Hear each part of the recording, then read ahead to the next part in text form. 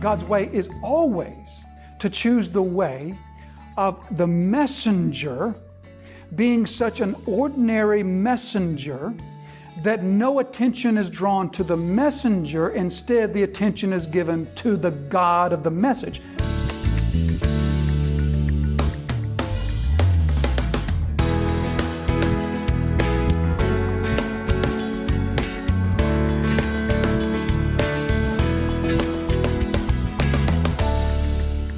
Is not this the carpenter? Is not this the carpenter? So Matthew tells us that they say, is this not the carpenter's son? So that tells us that both Jesus' father, Joseph, and Jesus were carpenters by trade. So this word carpenter, it's the word tekton. It's the word that we get our word technician from, or architect. And literally it just means someone who makes things. So much has been thought about Jesus' occupation, his trade as a carpenter. And we often think of that through the lens of our modern day carpentry, which has to do exclusively with woodworking. But in Jesus' day, a carpenter, literally tekton, is just literally somebody who makes something. And the things that they make could be anything. It could be anything from a plow to a yoke for a team of oxen to a ditch to a pile of dirt to a building or a structure. Anybody that made something, and it could be made from any sort of material. So it covered a wide range of things. So Jesus was someone who made things, and that doesn't mean in any way that he made important things or big things. He was a person who worked with his hands to make things. He was a tekton, or translated carpenter, someone who would make something in some way. Now, today, when we think of those who make things with their hand, who are craftsmen or artisans, we have a certain regard for someone who has the skill to make things, whatever they may be, with their hands. But a couple of things really come to the surface here for us to be careful about. One, the first thing for us to be careful about is this: to not take our modern perception of our culture and our society around us and transport it back to Jesus' culture. And to not look at Jesus' culture as though we're looking at it through our own. Because a couple of important differences come into play here. One is that our culture has a basic sort of fundamental respect for those who make things with their hands, especially quality things or things that require skill or a know-how to make. Not so in Jesus' culture. In Jesus' culture, a tekton, or one who made things, was regarded as just a menial laborer. Now, the Jewish culture didn't disdain menial labor, but neither did they respect it either. So Jesus' occupation, though his type of occupation would have carried with it some degree of respect. Think of maybe somebody that you know who builds houses, or someone that you know who builds anything with their hands. And with that, if that person is competent in what they do, there comes a certain regard for that person. Not so in Jesus' culture. In Jesus' culture, he would have been known as just a menial laborer. Not on the level of a shepherd. I've often heard how shepherds were sort of the lowest guild, the lowest trade of the society. Not at quite that level, but on down there. So a type of occupation that would in and of itself garner no respect. That was the Jewish culture. But remember, Mark is writing not to Jews, he's writing to Roman Christians. And so when we transport that from the Jewish culture, which had a type of respect, at least, for menial labor, they certainly didn't disrespect it. When we go over to the Roman culture, the opposite is true. The Romans had a disdain for anyone who worked with their hands. The Romans had a sharp disregard for anyone who worked in any kind of a physical way. Same thing with the Greeks. The Greeks and the Romans both had a disdain for those who worked with their hands. And so Mark is writing to Roman Christians and is careful to tell them that they say to Jesus, is this not the carpenter? Is this not the one that works with his hands? So that's the first thing to make sure that we understand. Here's the other thing to make sure that we don't import back into the story this sort of 21st century perception that we have today. And this perception is this. We tend to sort of romanticize people in the past, don't we? We have that tendency. we have that tendency to think of people in the past, particularly people who were engaged in lifestyles or occupations that were very menial or very rudimentary or close to the earth, so to speak. Don't we have this tendency to sort of romanticize occupations in the past and give to them some sort of a modern day notion that didn't really exist in reality in their culture? The best example I can think of is how we today have reinterpreted the whole Native American culture. The culture of Aboriginal Americans, Native Americans.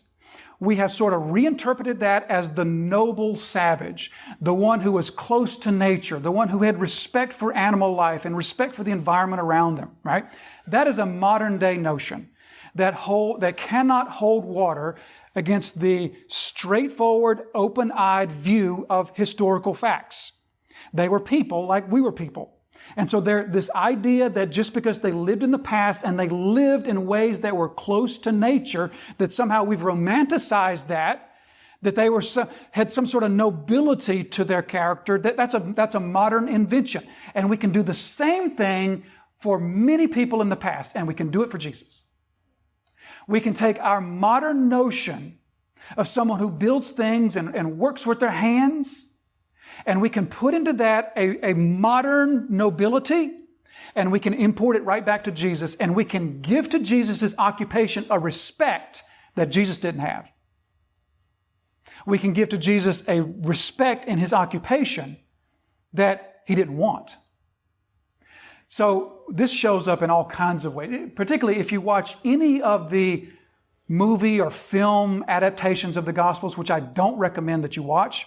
But if you were, so often I have seen Jesus portrayed in his occupational time as something that was so far from reality, as this sort of noble person making these intricate craftsman sorts of things. I remember seeing one portray Jesus as making a wooden version of a modern day door lock that had a wooden key that moved these little clinkers and knocked. And they imported that back into the first century. Nothing of that was anything to do with what Jesus did for a living. Or another one, I'm not making this up, another one, I actually portrayed Jesus making this really high quality, nice looking chair. I kid you not.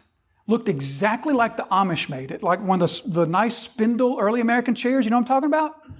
Actually pictured Jesus making one of those. The thing was made on a lathe and sanded with a belt sander. And that is exactly taking our romanticized version of what we view as people who are craftsmen today and importing it back. Jesus most likely dug ditches, moved rocks, piled stones. That was closer to what Jesus did than this idea of this ancient craftsman who was respected by those around him. Jesus was not respected for what he did, and that's why they drew attention to it. This guy's a carpenter. Now, the third thing to make note of that we can also import back, so you see how we've got to take the effort and the time to make sure we're not reading the scriptures with a 21st century bent that causes us to misunderstand the point. So the third thing that we got to make sure we don't import back into the text is our modern day notion that someone can reach down, grab the bootstraps, and pull themselves up and be something else. We have a basic sort of respect for that, don't we? When someone has humble beginnings, when someone has lowly beginnings, and they make something of themselves and they climb that social ladder, so to speak, we have a respect for that. In Jesus' day, that didn't exist. There was no changing of social classes. In fact, in Jesus' day, that sort of attitude was viewed not as something respectable or admirable, that was viewed with disdain. Here's someone who thinks that they're better than their place in life. Now, that's a totally foreign concept to the modern day American, but that's how it was understood in Jesus' culture. Anyone who is just a carpenter, who thinks themselves now to be a rabbi, they're not worthy of respect. they're worthy of disdain. So those three things will help us to view this well. This was not some sort of idea of Jesus as a carpenter having respect from those around him. In fact, just the opposite. Is not this the carpenter, the son of Mary? So there's another insult. Jewish custom was to refer, especially if a person was a male, Jewish custom was to refer to every male as the son of their father, not the son of their mother. Isn't this the son of Mary? Now, many commentators will make note of the fact that probably at this point, Jesus' father, by way of marriage to his mother Mary, not his biological father, but Joseph, was most likely dead at this point. And that's probably true. And so some commentators will say, well, that's why he was referred to as the son of Mary, because there is no more Joseph. Joseph's not around. And that's just hogwash. Because a man was referred to as the son of his father long after his father had died. That was just the accepted, respected way to refer to a male in this culture. And so by saying, isn't this the son of Mary? Here's what they're saying. We're not even sure who his dad was. You see, this is a stab at the supposed illegitimate birth of Jesus. The whole virgin birth thing. This is sort of a stab at that. Like what happens in John's gospel when they say to Jesus, or at least we know who our father was. That was a little bit more blatant right there, but this is the same sort of thing. This dig at Jesus, that he doesn't even know who his father was. Who knows who the father of this man was? So we don't know who the father was, so we just got to say, isn't this the son of Mary? And the brother of James and Joseph and Judas and Simon? And are not his sisters here with us? So his sisters are unnamed. And that most likely means that they were married by this point, because in this culture, once a woman was married, she would then not be named by name, but only referred to as the wife of her husband. That was the way that culture worked. So Jesus' sisters, of whom there were at least two, probably more, his sisters are most likely married at this point, which doesn't say a whole lot, because that could still have meant that they were 12.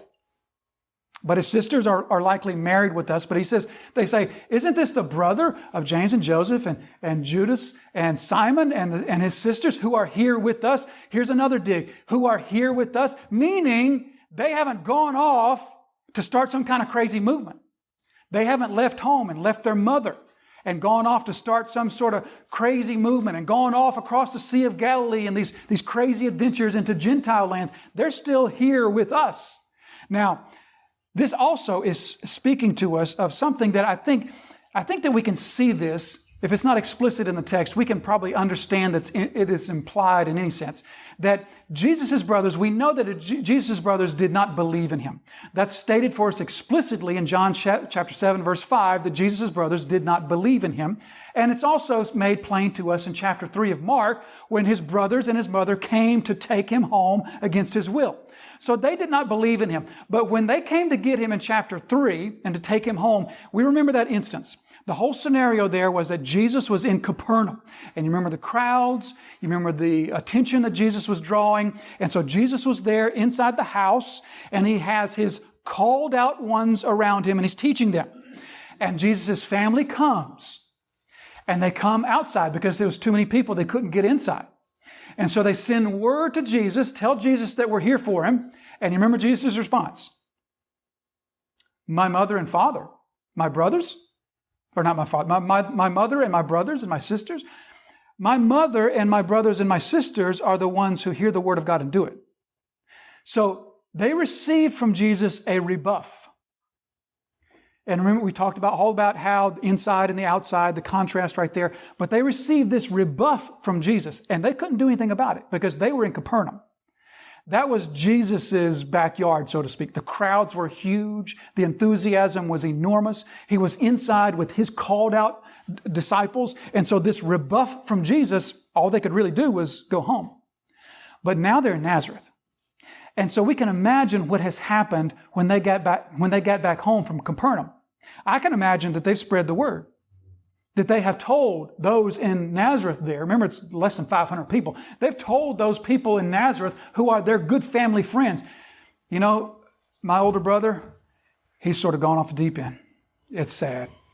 It's sad. He's gone off. He's teaching these crazy things. We tried to help him. We went to get him and bring him, and he wouldn't come. He even said that Mary's not his mother anymore. He even said we're not his brothers anymore, that his new brothers are this new brotherhood of his teaching and all these sorts of crazy things.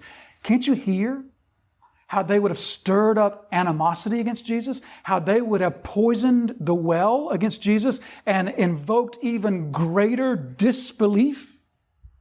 Now, as Jesus returns here to Nazareth, this is what he's meeting. Just by the way, later on, we're told in Acts chapter 1, verse 14, as the early church, as the called out ones, the disciples are there in the upper room, awaiting the coming of the Spirit. We're told that in that room, Luke tells us, were his brothers, Mary and his brothers.